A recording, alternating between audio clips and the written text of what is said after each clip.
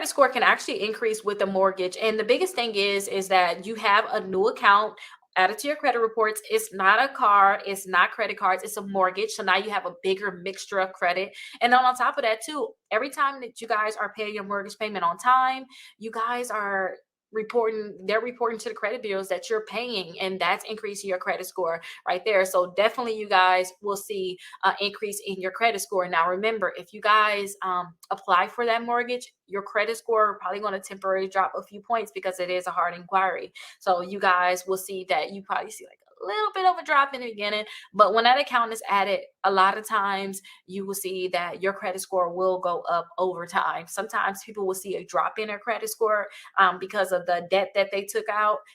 But usually you're going to see that your credit score is going to go up based off of having that mortgage. But do not miss any mortgage payments because they can actually go down if you guys are missing payments on that mortgage. It can be the opposite.